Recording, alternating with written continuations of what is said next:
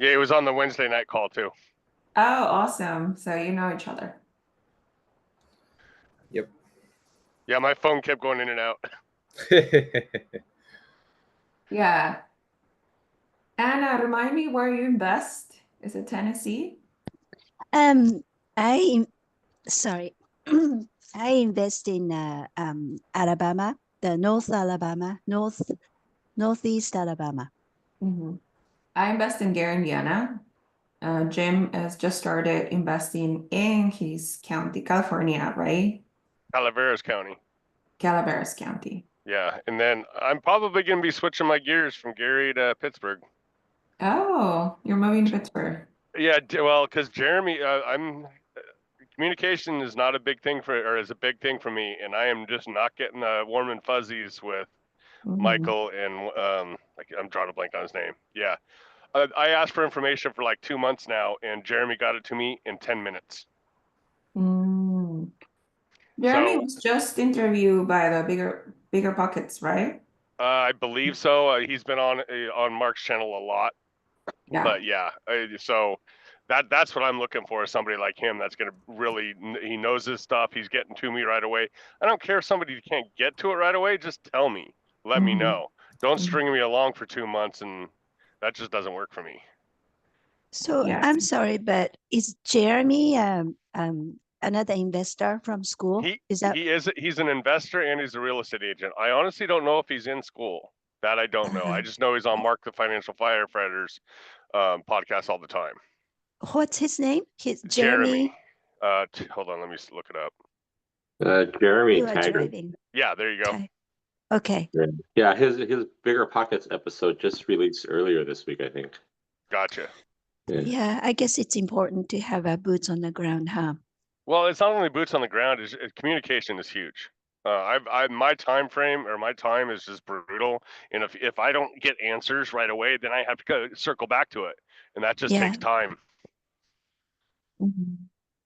So Jeremy is a realtor, but he's also an investor that's helping other people get into the market of Pittsburgh. So he would be an excellent resource. I listened to his Real Estate Rookie podcast episode. So it seems like he's very tuned in, and he has no plans of moving out of Pittsburgh either.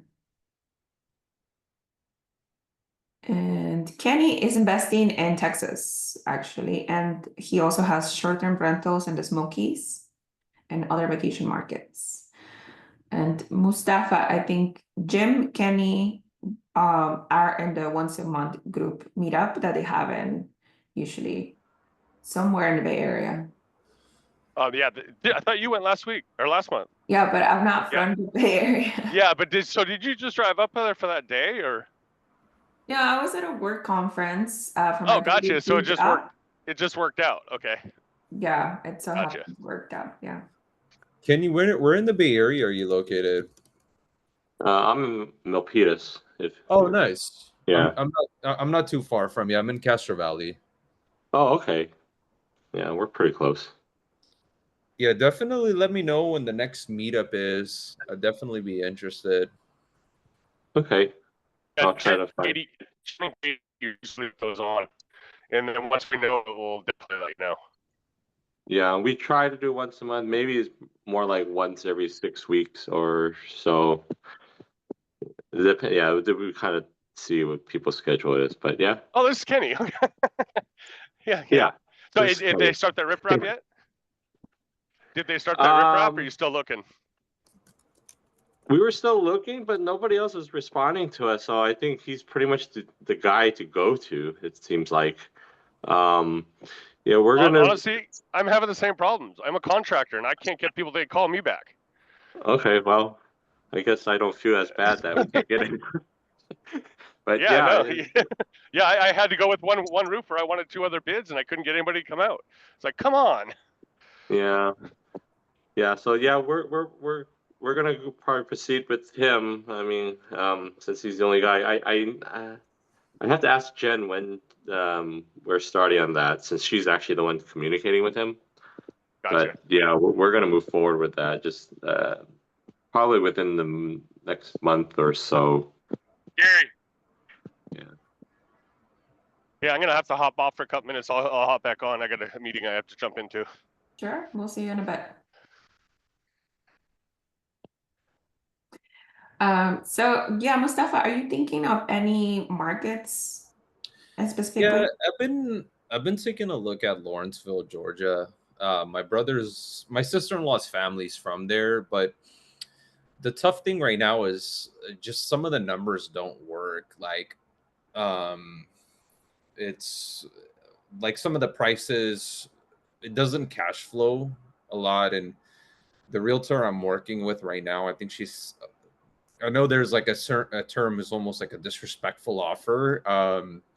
So I've asked if like, hey, can we, put in an offer for some of the properties that we've been taking a look at with boots on the ground, my sister-in-law's family, but it's just the numbers kind of don't work with the interest rate. So I'm kind of like seeing what deals and things pop up. I think that's just kind of been like the tough thing that I'm seeing right now is just with the interest rates and the mortgage payment and factoring other expenses, including like the property manager putting some money aside for you know rehabs and different maintenance things. And it seems like it's kind of tough a little bit right now from what I'm seeing there. And are you seeing too that the market is hot in your area, like in Georgia? Do you feel like your listings are getting picked up if you're looking at the market consistently, or they're sitting longer? They're just sitting. So even with you working down the numbers to offer under price, they're still not working. The cash flow it's not there. No, the cash flow does work if like for example, there was a property I was looking at that was listed as 300,000. Said it's been sitting for a little while, and I made an offer for 250, and they're like, it's going to be a little bit tough for them to accept it. I guess they're under contract for 300 right now. So just like adding some of the numbers and things, like I want to stay at 250. I don't want to go higher than that, just because the rent's not too crazy over there, the amount of rent you can get. So yeah, makes sense. Well, you have a lot of resources here in school. I'm not sure if we have anybody in Georgia, but Vincent actually is not here this week, but Vincent invests in Alabama too, Montgomery in Alabama. And he concentrates off-market deals, like doing mailers and direct to seller. sure. And he does a lot of burr out in Alabama. He says he still finds cash flow in his market as well. I can still find cash flow in my market as well. And there's possibility for add value, like doing burrs and stuff like that. But is this your first rental? This is my first rental. Yeah. Which market do you invest in, Lindsay? I'm in Indiana. Gary, Okay. Indiana. Oh yeah, you said that. Yeah. And I also have a YouTube channel if you want to check out any of my videos too. Oh, for sure. What's your YouTube channel called? I'll put it on the chat. I don't always talk about it, so I'm trying to be better at that. But yes, is anybody having any things happen this week, Anna, Kenny, or are y'all still staying put? I'm kind of slow and steady, but the two of the Alabama properties, I noticed that there was one that was started to having a problem paying rent, and I think it's smooth now. But the other one, toward the end of the lease, this month it was a half the rent that was submitted, and then I'm trying to figure out what's going on with the another half of the rent and what's going on. So it feels like maybe it's just economy because of the Alabama location. I mean, Florence and Muscle Shoals, about 45 miles, not 45 miles, Well, maybe it is 45 minutes drive from Huntsville, Alabama area. Might be a little bit tough out there.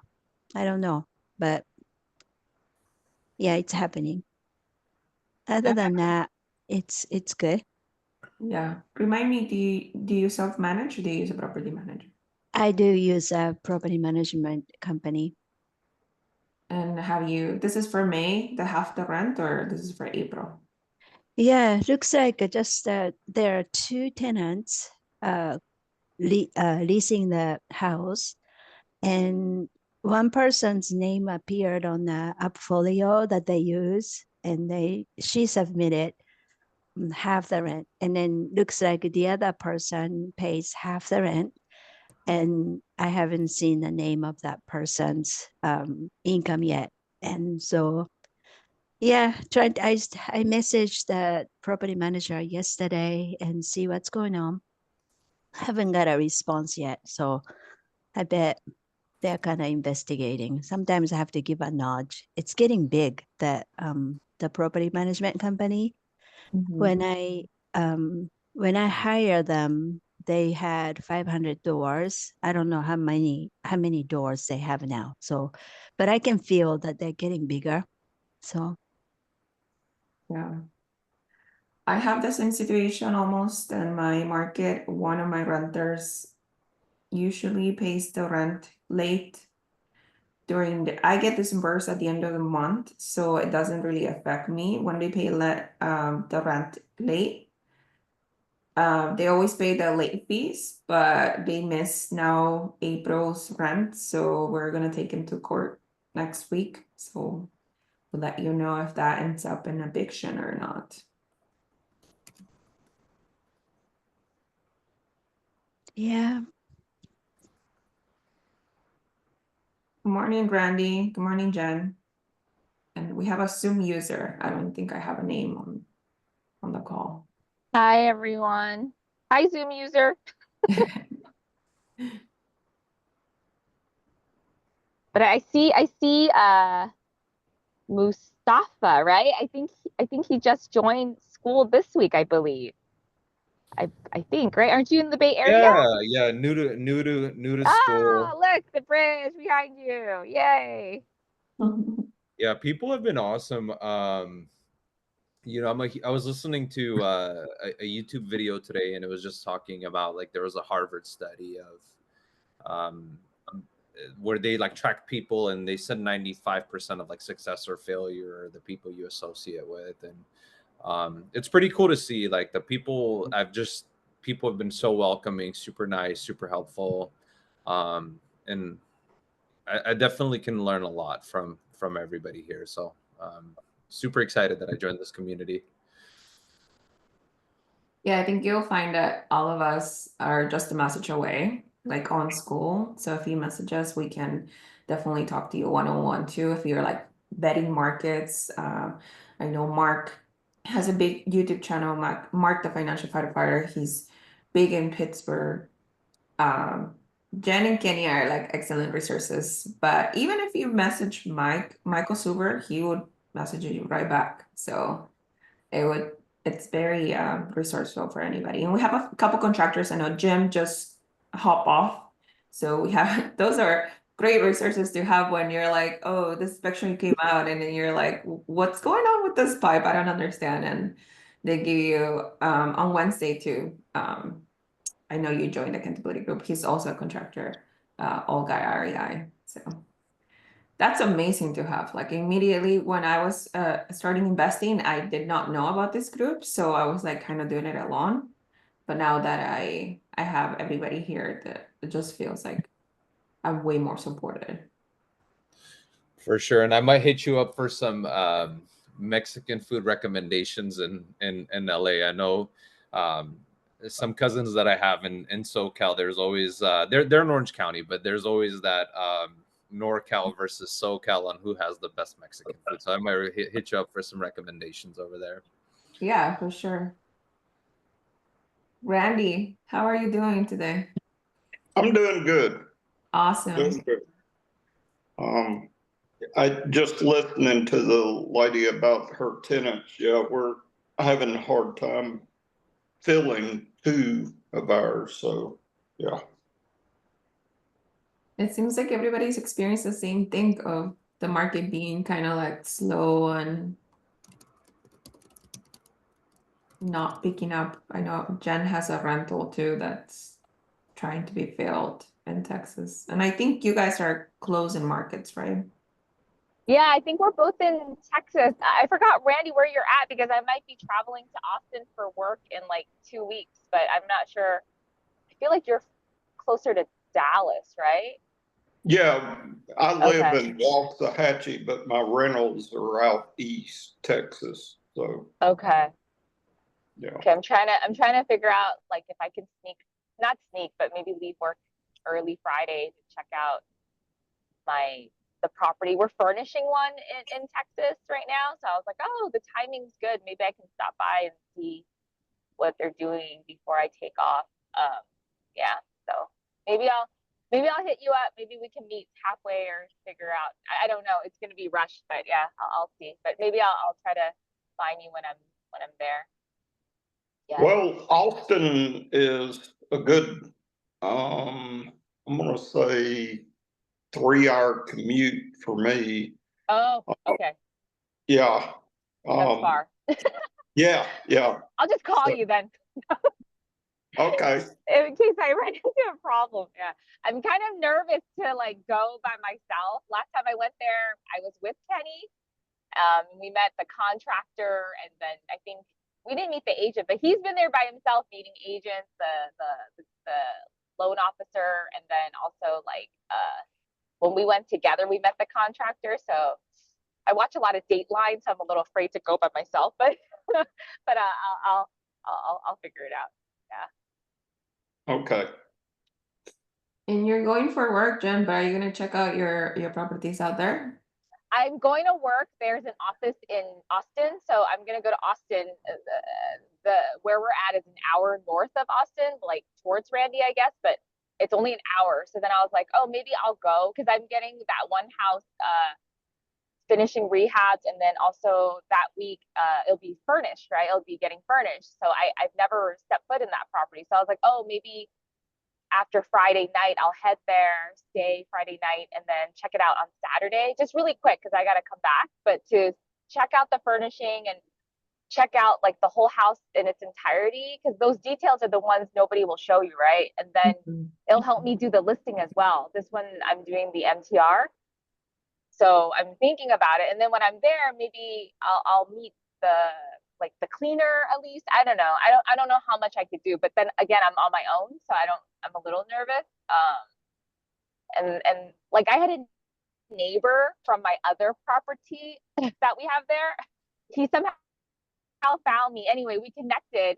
So we've been talking. I've never met him. He's an older gentleman who has like a paint business. But he was like my eyes and like my boots on the ground for a little bit without like anything, right? He was just my neighbor for the other property that I have as an MTR. He sold it, so he's no longer even a landlord around there, but we still kept in touch. And then he called me a couple weeks ago. I might have mentioned it in the ladies accountability, and he's like, my aunt is going to like a what do you call it, assisted living, and she has a property. You know, do you want it? This is a couple, like maybe a month ago. Yeah. So I feel like he says he knows the mayor in town. Like it's a small town, right? So I was like, oh, maybe I should connect with him and kind of just put a face to the name, and then maybe he'll bring me deals in the future. I don't know. But his aunt, that one he told me about, I basically told him that we have too many projects going on right now, and the only way we can make it work is if we could do seller finance. And then he said that he'll ask his aunt, and then he never came back to me. And then I followed up with him later on, just like in a nice way, like, oh, just following up, if your aunt or your nephews or anybody's still interested, let me know. If not, that's fine. He hasn't reached out to me, so I haven't really followed up because I'm drowning in my own stuff, but I feel like he be a good connection just in case. And I know, so he owns a painting company like for generations and generations and stuff.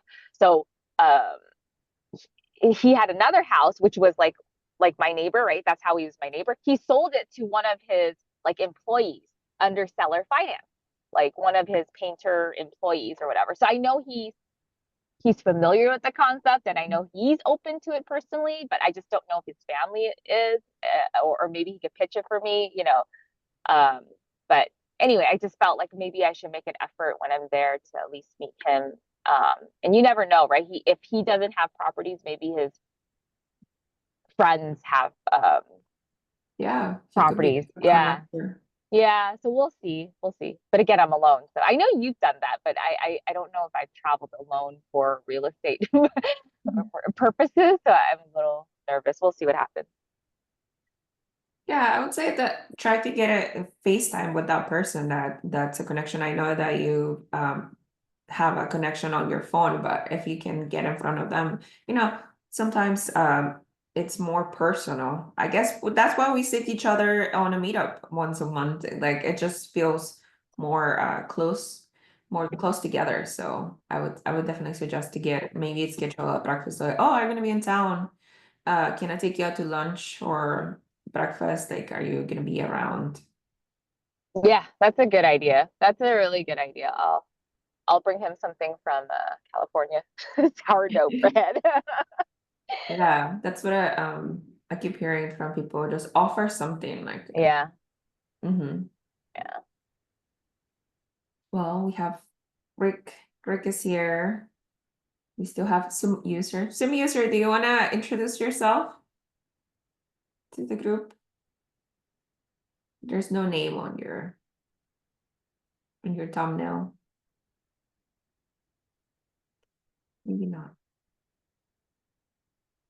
Let's see. He's muted. Oh yeah. So maybe you're talking, but you're muted. We'll see. So how many people is actually picking up deals right now? I'm on hold right now, so I'm not picking up anything.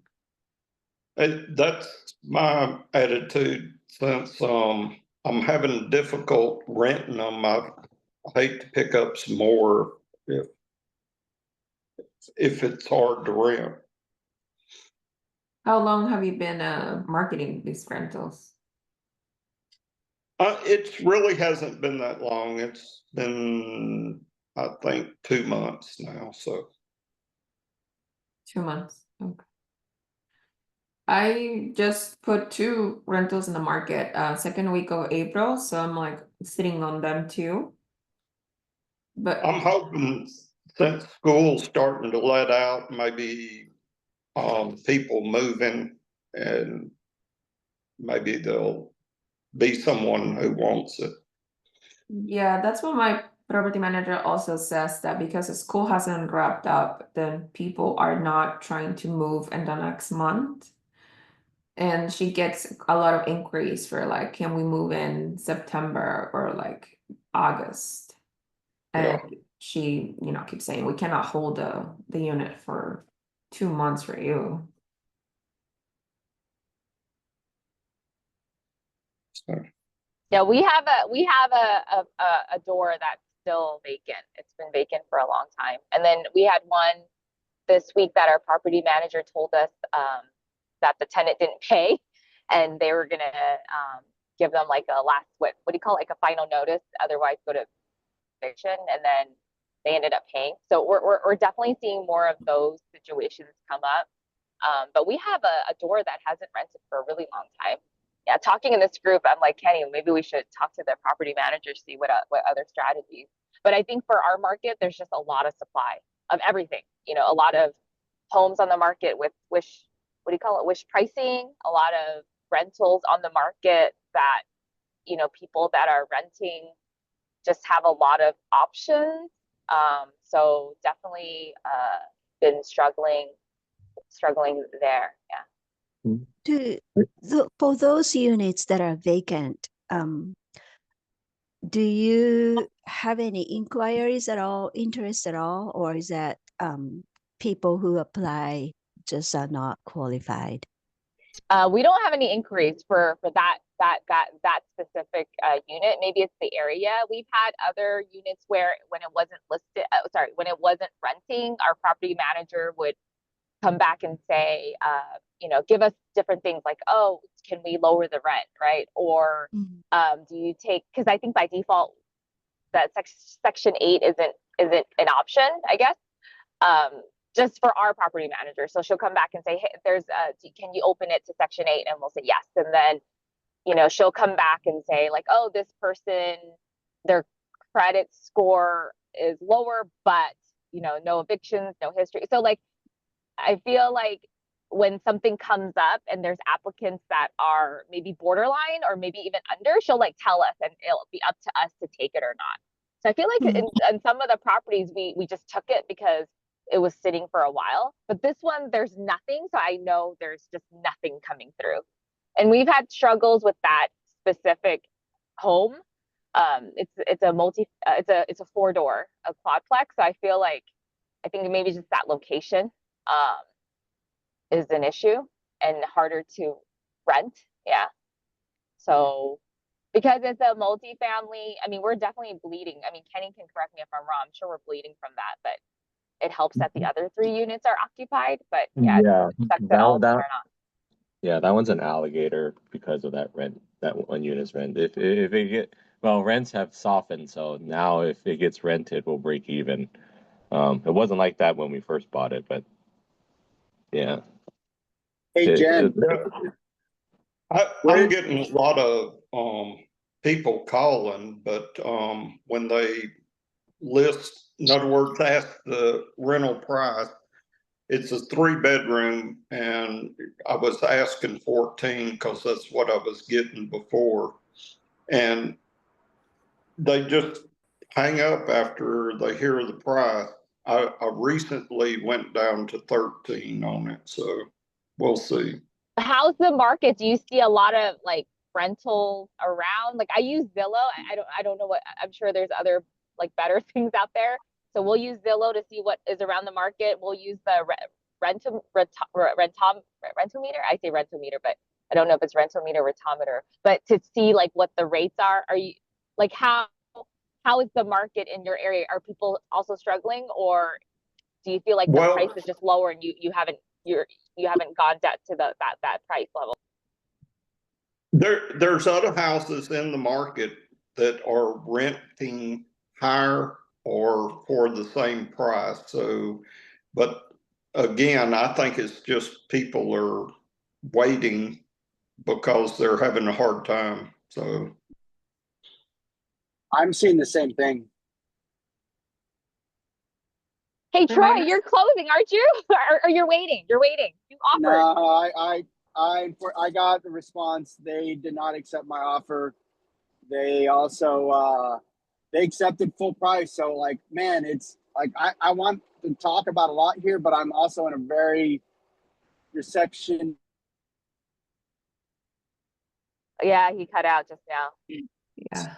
Jen, No, he had something going on. I wanted to hear about that. He had a duplex, I think. So if he's saying yes, so if he's saying it didn't work out, I want to know why. Yeah.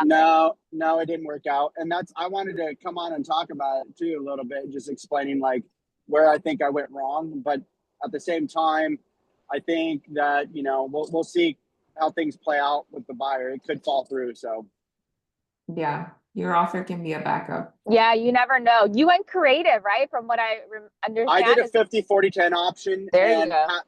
Had I actually, so I'll try to say this real quick while I'm on, is that I think if I would have been more diligent about staying in contact with the seller, I could have landed that plane. I didn't. You never know. You never know. True. I know that the seller, he was on the market for an extremely long time, and from my conversations with the agent, like, I know that we probably could have come up with something that would have worked for the both of us. He just is a good old boy, and he was firm on his price, and I wasn't going to come anywhere close to it. But, for his sake, Oh wow, I got a bunch of elk crossing the road in front of me. For his sake, he got what he wanted though in terms of a cash buy. There was a buyer that he accepted on the property, and he got full asking price, which I didn't think it was anywhere near worth of it.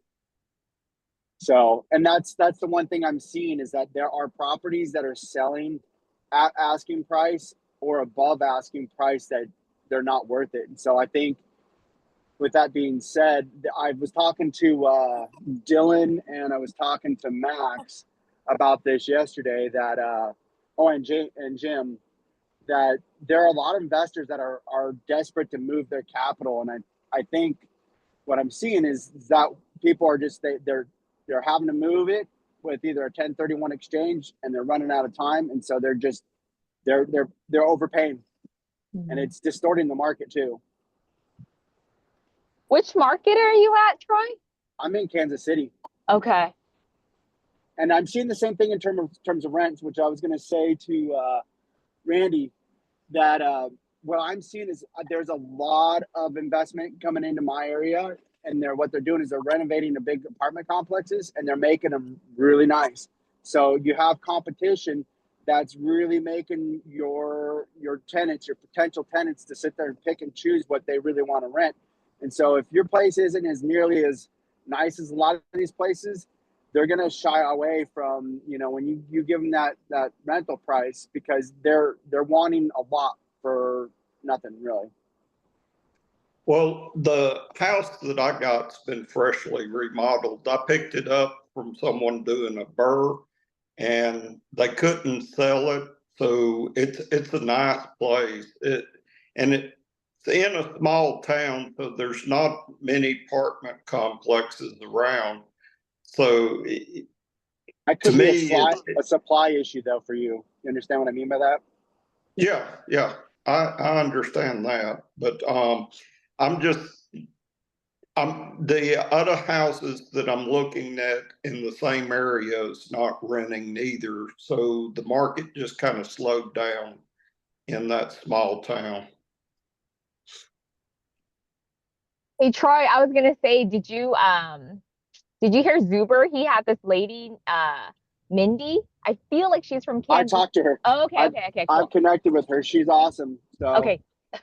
I was gonna say connect with her because that's like this info that I got this week, and then when you said Kansas City, that just clicked. Because she's an agent, and she probably, I mean, it'd be good to pulse if, just like the market from like another investor. Okay, cool. I've been talking with her right as soon as I saw that video. I reached out to her on Instagram, and it was like boom. Okay. So yeah, we've been communicating. I think she's gonna use what she has in terms of tools to look at potential opportunities for me out there. So, and then she's already reached out to me. She's been helping me out with a couple of contractors. I've been having an issue with the landscape contractor out there. So nice. She's got a buddy that or a guy that does work for her that I'm gonna reach out to. So okay. Hey guys, I'm gonna jump back on here as soon as I can. I gotta go do this fun residential delivery, and I'll jump back on if you guys are still on. Hey, question for Randy. Randy, yes. So the place where you are trying to buy, what's the population? How big is the town? You said that's a small town. Yeah, it's right around 11,000. So 11,000. And it has like a school or hospital, or what is the reason close to the town? It's in the middle of town. All of my properties are in that same town. It's just things are not really booming right there right now. So I think I noticed from because I got 9 properties there, and a couple of them had let me know that they're going to be a little late on rent. So I think the market just kind of tightened up there a little bit. So. Okay. Yeah, because I'm also investing in a small town. I don't know what I think it's a little bit bigger than 11,000, but not that bigger. And it's closer to the bigger city, but people either commute or they pretty much make a living within the town, so I just wondered, yeah. Yeah, there's a sawmill there, and there's a brick plant, and there's a couple other businesses, but even the sawmills kind of slowed down a little bit because the people are not building right now, so they're Right. not laying off or anything like that. They're just not producing as much. So Yeah. Yeah. So I'm thinking about, since I already have 3 rentals out there in a small town, thinking about probably diversifying into a little bit bigger town, so that the demand will be there. But I'm just thinking. Thank you.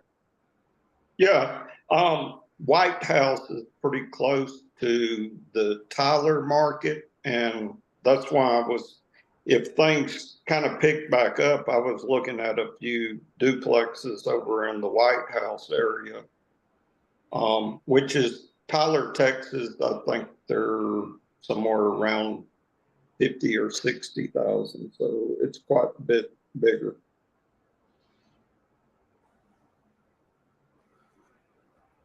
I've heard Tyler's a good market, like a, what do you call it? One of those like upcoming and booming markets in Yeah, Texas. they have a lot of medical stuff over there, a lot of colleges and different things. So Yeah. I think Tyler's one. I think by Houston area, I think it's called like Conroe or something like that. Conroe. But yeah, when I was researching Texas, there were definitely like several markets that were like up and coming. Kind of a result of those bigger cities, right? Like Houston and Austin and Dallas and things like that. But they were up and coming as well. Yeah. yeah. I think Mustafa was asking Jen, where do you invest? Oh, we are in a city called Temple, Texas, which is an hour north of Austin. So in between Waco, I guess, Waco and Austin. Yes, that's where we're at. Yeah, Waco's about an hour drive for us, so Temple would be just a little bit farther. Yeah.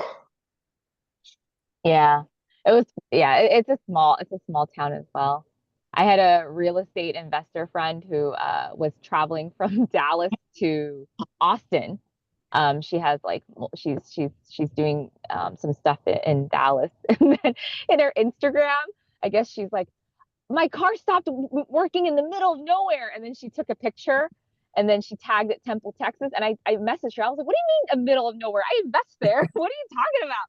What a slam to my market. But yeah, I thought it was funny. So to many people, it's probably the middle of nowhere. Yeah, I just thought that was funny. Yeah, What I do we would think. do? Oh, sorry. I'm sorry. I would think that the suburbs around some of the bigger towns would probably be doing better on, trying to, because a lot of people moving out of the metroplexes to try to find cheaper rent. What do we do as an investor when market becomes saturated and our units stay vacant for so long? Whenever it becomes vacant,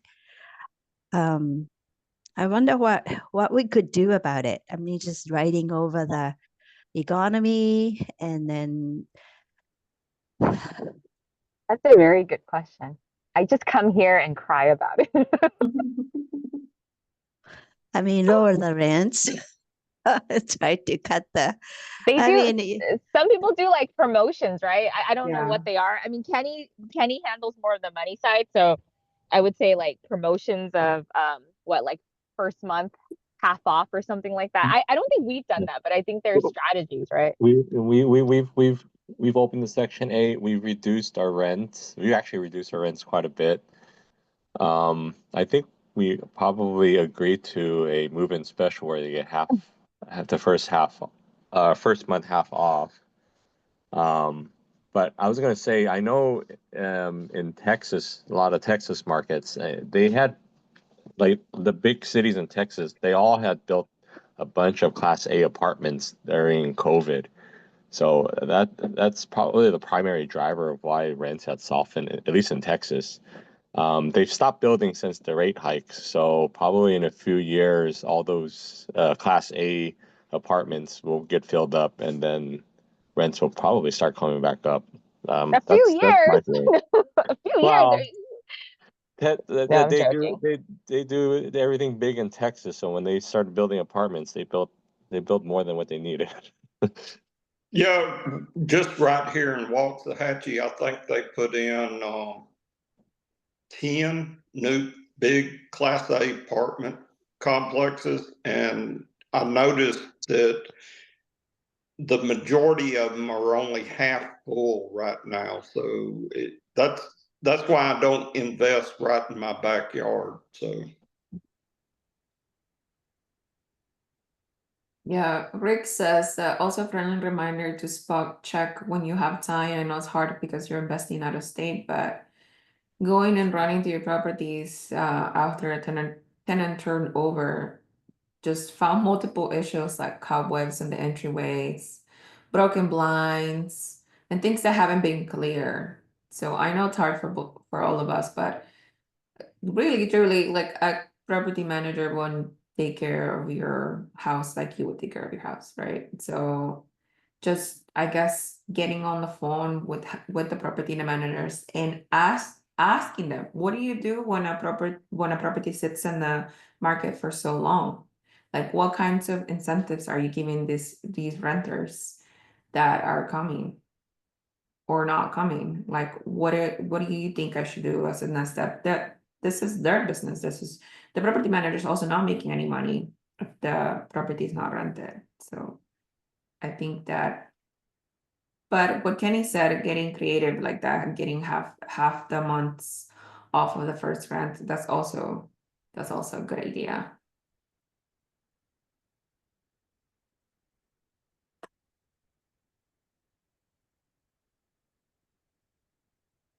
And I think you guys know all of my rentals are open to Section 8 too.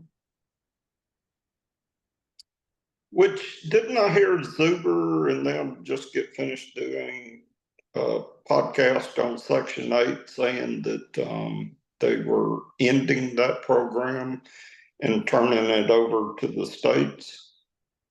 Yeah, so what the legislation is that I think Trump is reducing the federal granting for Section 8 about 40%. So the budget's going to be cut down by 40% and then given the state and municipal areas more holdover. So it's going to be to the state's budget. So that's a change coming because I'm assuming a lot of administration for these Section 8 programs is going to be cut down. I'm not sure how it's going to look like at the state level yet.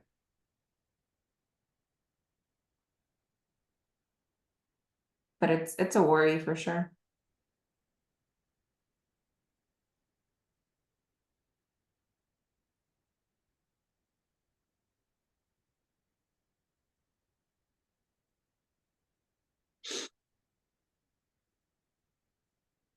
And far as having something set on the market too long, the thing that I've been doing is, of course, I don't think 2 months is too long, but I looked at, can I reduce the insurance and taxes so that I could reduce the rent so that I could get someone in it? Because you can always go back up later. So reduce your liability like coverage for your insurance.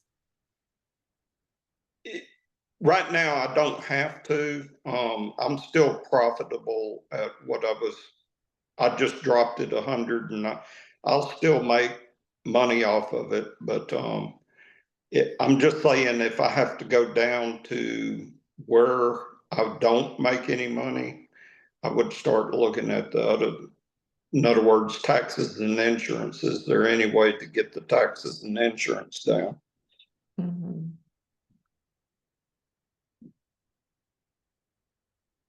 Oh, Rick, you Randy, sold- are you? Oh, sorry. No, I just seen in the chat, Rick, you sold your Airbnb?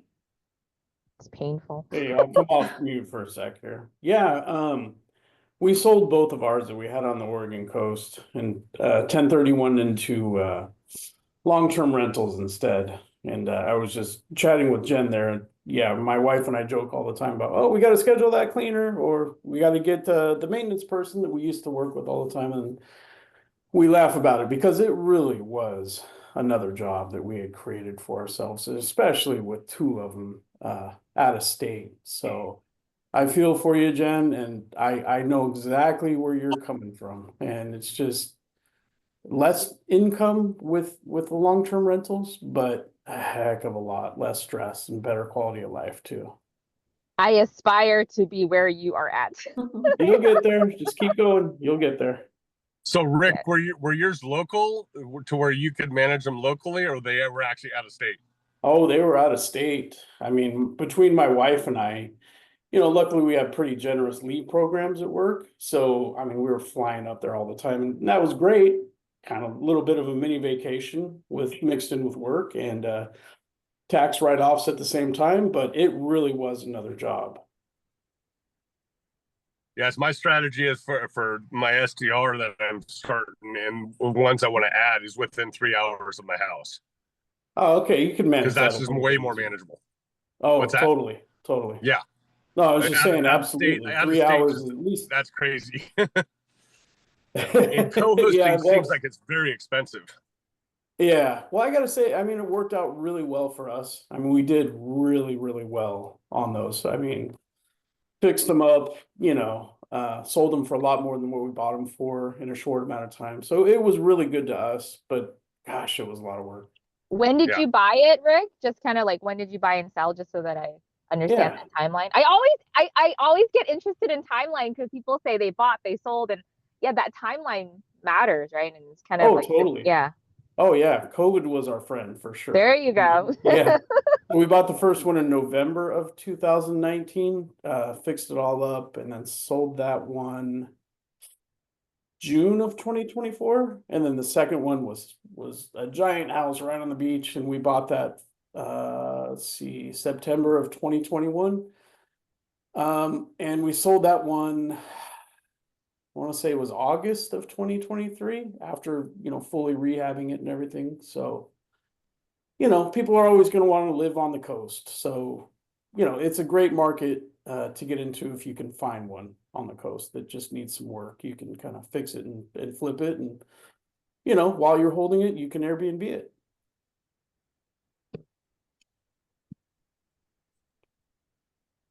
I think we should all, when Jim opens his Airbnb, we should all stay one day and drive he starts up all of the reviews from us. Let's do it. I'm actually, there's another property I'm going to look at next in 2 weeks. It's 30 minutes away from my existing one. That's 11 acres that I can possibly put a glamping site on. So that's what I'm really shooting for. And I might be able to do a seller finance on that. Do you have yours up and running right now? No, I'm in the process of full rehab, and I have to redraw everything. So they're old houses, so they had no drawings. The county wasn't even in place when these houses were built. Gotcha. Yeah, I'm curious to see how it goes for you in this current market. So Yeah, I don't need it to do a lot. My whole goal with this, because I have a long-term rental on the same property, so I only need it to cash flow a little bit, and it's more of a strategy of learning the systems and stuff, getting them in place, and then expanding on it down the road. Nice. I got to get this call.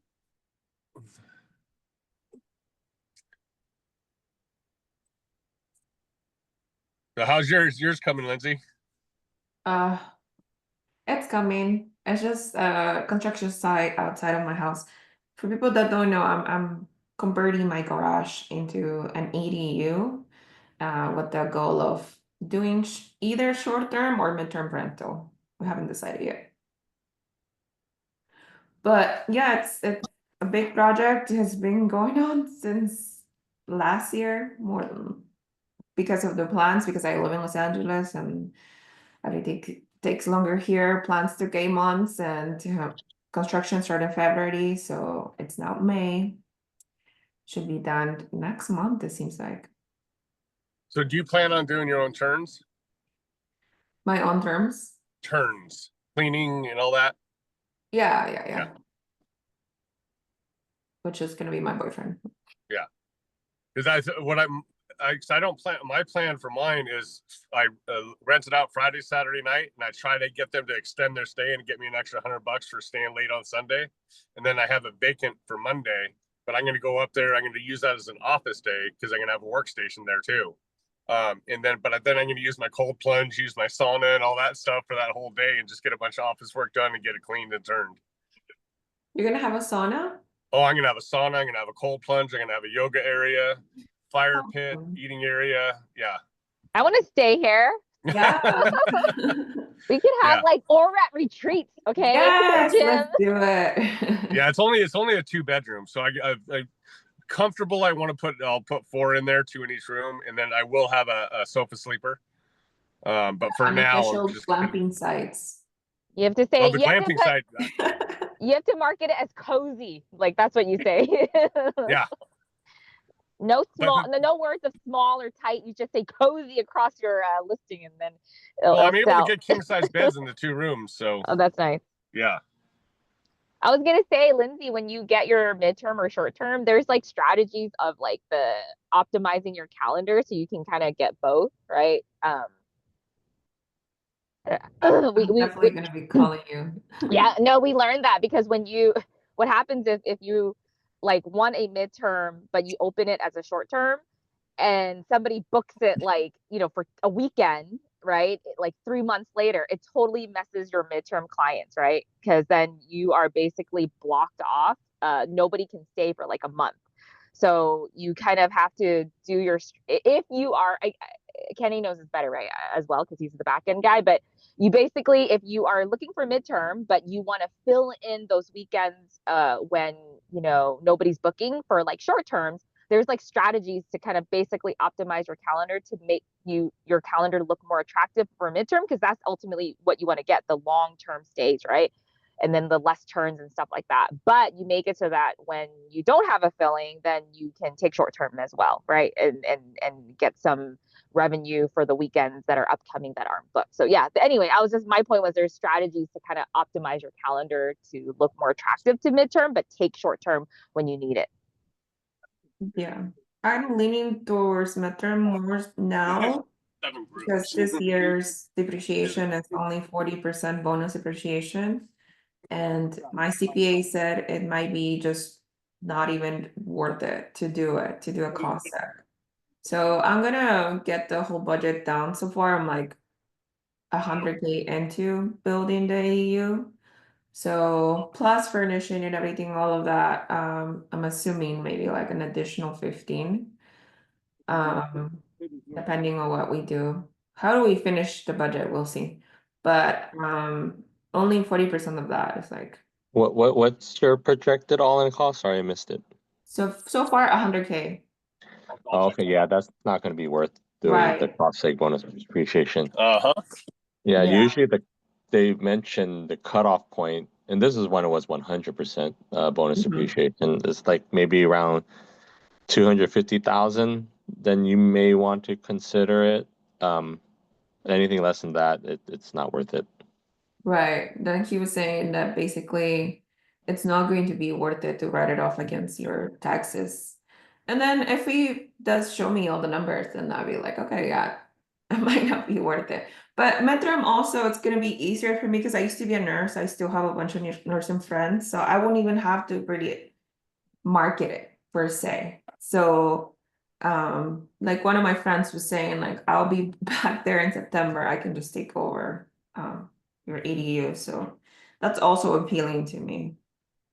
That's good. That's good that you have that network, right? That's super valuable. So Jen, do you guys only have short-term rentals or do you have long-term too? We have long term, and then it was like too slow, right? And like very little cash flow, especially the markets that we're in. So then we decided to do short term to try to help with our taxes. And then I forgot why we did midterm. Oh, we wanted to do midterm to also elevate the cash flow because we're in growth mode. But we decided to do midterm in Texas, Temple, Texas. But our short terms are all in like vacation markets, but out of state, right? So kind of like, what do you call it? Like Tahoe, but in different places. So we're in the Smokies because we tried to jump on that bandwagon. But unlike Rick, we were late. So we could not take advantage of everybody that bought in 2019 and 2020 that sold and became like so well off. Yeah, we basically missed it. And then we have one in Branson, which is another vacation market. Yeah, so we have a mix, and we want to do long-term, Jim. Like that would have been ideal for us because we're insanely busy, like everybody else on this call. But we just saw that would take forever, right? And so we wanted to find ways to kind of offset the taxes to put back into investment, and then also to kind of boost up the cash flow because our markets are not giving us that. Like our average back then when the market was good, like Kenny said, we can't rent our stuff, and even if we do, we're breaking even. When even at our best, at the peak, I think each door, if we got like 100, we would, or even maybe 50, we would call that a success for like our market. So it's definitely not the cash flow on some of the other markets out there. Yeah, mine's a little different because I'm doing all value add. I will not touch a property if I don't get 30% back off of my rehab. So basically, I have zero money in when it starts. So if I cash flow $100, even for, especially in this interest rate, until I can refinance, then I'll start cash flowing. Got it. We're brewing a new Matt lumberjack on Jim. It's going to be once he becomes successful, you're just gonna have to give us your course and then your blueprint. Oh, I'm not doing it now. I won't do a course. One thing I would do, what I am thinking about doing, I was talking to Troy about this last night. I would probably shift my focus from contracting to actually management, even for investors and stuff. So you have a property, I would manage that property and get the local contractors, whoever else, and fly out, take care of it. That's something I'm looking into for the future. Because everyone's talking about having trouble with contractors and stuff. Well, I'd be that in between. And that's what I'm thinking about. I'm really looking at that avenue and writing notes on as I go with everything that I'm getting into. Because I think that would be a good marketplace for investors to really have somebody they can trust to get that job run. And then if I run into issues, I just fly me and another person out and then we get it done. Mm-hmm. So just a thought. I don't know if it'll work. Once my YouTube channel gets up and running, it'll be placing all that stuff. So I think it's a smart move, Jim, because you can niche out on that. There's not a lot of people out there that can do that, and that's where you want to get good at, is being a niche. Yeah, exactly. Yep. So, I love running jobs. I absolutely love it. I work better when I have too much going on, even though sometimes it does get overwhelming. My mind just works better that way. You know, honestly, that's one of the things I've had, like, it's been frustrating, is having to deal with contractors from afar, is being able to explain to them and them to do the work that I'm wanting them to do with the clear understanding what my expectations are. And it's like, it's working through the process of like being clear enough of what the job is required. And then it gets done. And it's like, oh, it's not exactly how I wanted it. Or there's a bunch of back and forth and like, this shouldn't be that complicated. And so it's learning to be able to communicate with the contractors in order to do the job where you're not having to waste a bunch of your time going back and forth with them. Yeah, exactly. I think that's one of the things that's hard for a lot of us new investors, and even some of the experienced investors who just, relied heavily on property managers to do the work for them or someone else in their team. And now they're, taking on a different role. Yeah, see, there's so many construction management softwares to where you can have the investor informed. So they just log into the account for that particular property, and they know exactly what's going on. They can see the schedule, they can see everything going on, and that puts everybody's peace of mind. Yeah, it's going to have a cost to it, but that will actually help you make sure that things are going right. You're seeing those updated pictures, And then Yeah, in each market, I'd have a superintendent that would just drive around, make sure jobs are going well, check on things, doing video stuff that I can refer back to every couple of days. Say, hey, I don't like that. Let's get this fixed a different way. And then if it's something that gets a little complicated, like the one I'm on now, then I just fly out there for a day or two and do some office work and do some more scoping of the area. Because every place I'd be doing it in would be a market that I'd be wanting to invest in. how would you line up your contracts with your GM in those areas? Because I'm just out of curiosity, like, you know, say your relationship doesn't work and you fire him, like, what does the contract look like in order to, you know, get out of that contract? Or do you even have a contract with them? No, there would definitely be a contract. And if they don't follow the rules of the contract, the scope of the contract, they just get fired. The biggest thing is any permits would be in my name, not in theirs. Because you do not, and this is a good one for most people. If you can pull your own permits, you're better off. Because if you run into a problem with a contractor and the permit's under their name, you got a big problem getting it changed with the jurisdictions. That's what yeah, as I said, that's what you're saying the other day, and I was like, I did not think about that. That's actually huge. I've taken over several projects. I will not do it again. I promised myself I will not do it again. But yeah, you really need to do the permit in your own name for sure. It's a little bit more work, but with you're out of state, you don't know what's going on. You can do it as an owner builder. You just tell them you have a licensed contractor that's doing the job, but you're doing it as an owner builder. That's awesome. Hey, Jim, I would check with your insurances, make sure your insurance is going to cover that. Because that's a little bit out of scope and stuff. Just make sure that will cover. It should, because all your contractors are going to have insurance too. And Hey, Jim, yes. Can I ask you real quick? Sorry. Absolutely. What do you think about if you're, the client, you're getting flooring done or something, just buying the flooring for the contractor instead of them going out to purchase it? Okay. Matt loves that. A lot of people do. Are you the best one to do that? You see what I'm saying? Get it priced both ways. Because I have a little bit of disagreement with Matt on that. You got to give the contractors a little bit of money in the game, or else why are they doing it? I can go do a remodel and make a hell of a lot more money than deal with your project. And if you start peeling that stuff away and nickel and diming them down and down and down, you're not going to get that quality contractor. So it depends on what you want and how good of a project you want. I am all for that, but just that's more time you have to put into it.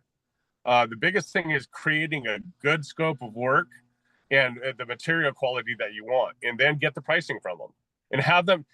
They don't have to do line by line, but have them line it out to where a scope of work with labor and a scope of work with material. And then you can nickel and dime down if you want to, but you're not saving a crap ton of money. It's just there's only so much dollar. They're not going to mark it up 50%. They know they can't. At least the smart ones. Gotcha. Thanks. I would think, from my experience in that scenario, it's like being very familiar with like what Jim is saying is like, what do you see as quality product? Because the difference between what your contractor thinks quality product and what you think is quality product could be completely different. And that's where you need to be on the same page. Because if you give them the ability to make a choice for you and they say it's quality project, well, then, you go visit your property a year later or whatever, and you find out like it's all falling apart or whatever, or you just didn't like it. You're like, well, this is not what I wanted, So it's walking into the store, it's being familiar with the quality of product, especially when it comes to like laminate flooring, carpet, padding, paint. Because I deliver to a lot of all the major brand paint companies, and they all vary. And some are, you get like Benjamin Moore product where you're going to pay more for it because it's a higher quality product. But if you have a contractor that can get contractor pricing for you with that paint, it may be worth it for you in the long run, especially when you're putting like exterior paint up. You want that stuff to be durable and last a long time, and it's not going to weather out. You may spend $1,000 more on paint versus going with a Sherwin-Williams product that could be a lower quality. It's being very familiar with what is good work or good quality product.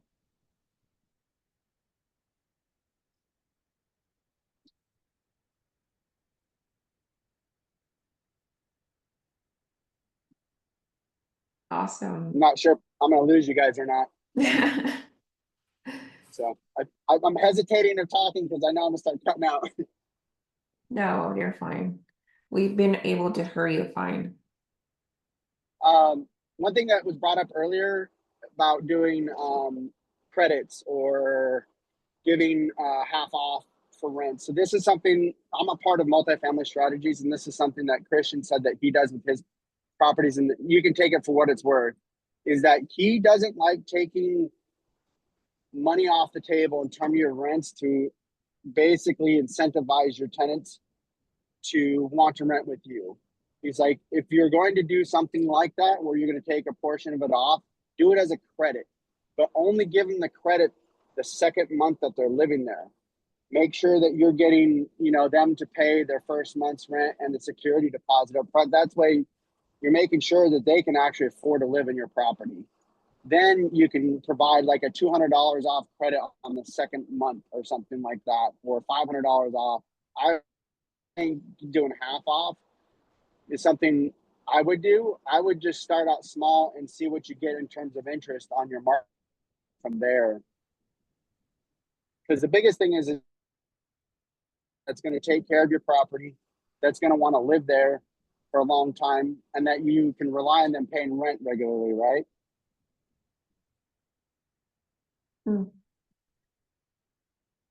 That's interesting. I never seen a credit for the second month, but that's something that they could definitely market on their listings. Yeah, because I was running the same thing as Randy was with. I definitely am not getting as nearly as many people looking at my unit, and the ones that are, there were several of them that were actually asked if there was, you know, promotional deal, because there are a lot. There's a lot of apartment complexes that are not far away from where my property is, that they've come in and fully rented it, and then they're giving like discounted rent, 1 month's free rent. And it's hard to compete with something like that when you have an institutional buyer coming in and having like a 150 unit complex that's got a pool and all the nice amenities, and people are seeing that, you know, they're like, well, that's what they're expecting. I'm like, sure, then go rent with them. You know, my property is about $125 below market rent. Like, I'm not going to reduce it anymore, and I'm not going to sit there and give them, you know, 1 month's free rent, because I know the quality tenants that I'm attracting in my area, which it's a C-class neighborhood. And I was having a conversation with Jim about this yesterday. It's like, I know I'm going to get people with a credit score of 540 and less potentially, but 540 to 580 is what I'm willing to accept because of just the area that I'm in. And that's where I have to be understanding, like, hitting that 600 plus benchmark in terms of credit score is not going to work for them. I mean, I'll happily take it. I'm being realistic of thinking and knowing that, like, for me to rent to someone that's going to have a credit score that good is probably unlikely. I could sit there for a month and a half, 2 months with a vacant unit before I get that.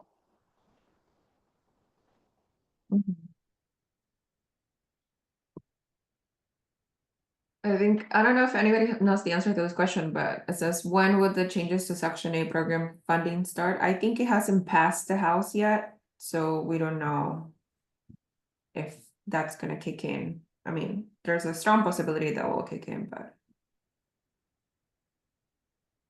I haven't watched the Section 8 video with Christian yet, but we had our mentorship meeting we had just on Tuesday. He talked about it. He read through a lot of what he saw in it, and he actually thinks it's a really good proposal. You know, the biggest thing is that there's a lot of changes to professional renters out there, and that's where things are going to be impacted. It's also going to be impacting certain areas in terms of the amount of money that's being given to regional markets in terms of how much money is going to be given to the office to operate. So they may cut back on employee staff. So, you know, that's the one thing to consider, is that you might have some delays of getting your tenant who is a Section 8 approved, voucher approved tenant through the what they call rent for for tenancy process. So it's called an ORAAT,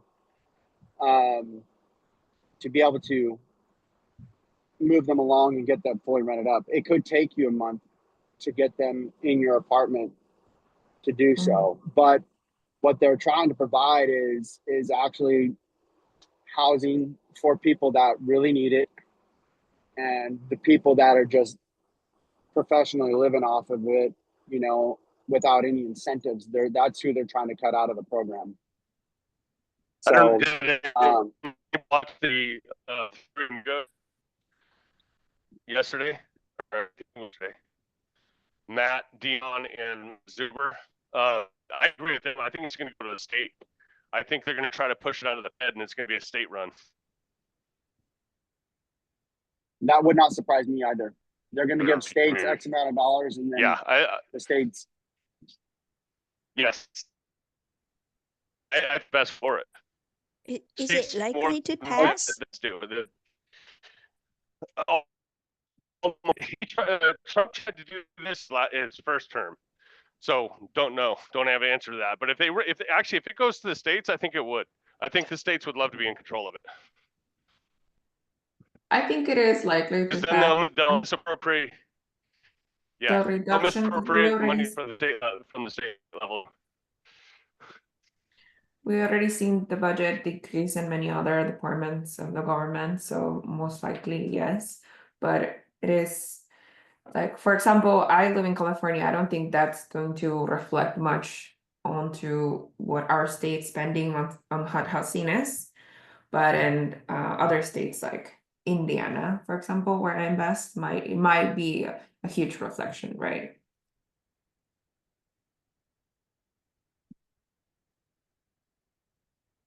But yeah. Well, this has been. Yeah, I think. As I said, I think a lot of going into just being really familiar with what they're proposing, because what actually gets voted on as a final approval might be slightly different too.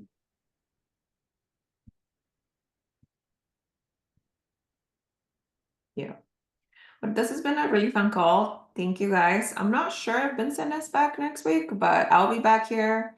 So if you want to jump in, that would be great. And, you know, help each other out. And I know we have a lot of new people in school, so we can reach them out via talking to them and, you know, check out everything. Okay. Thanks, Lindsay. Yeah, no worries. Jen is telling me to plug my podcast. So I was interviewed with the Bigger Pockets Rookie podcast, and it's coming out supposedly May 12th. I'll be really sad if it's not coming out that day. Plug it. Oh, that's plug awesome. it. I'll have to look out for that. I listen to those guys.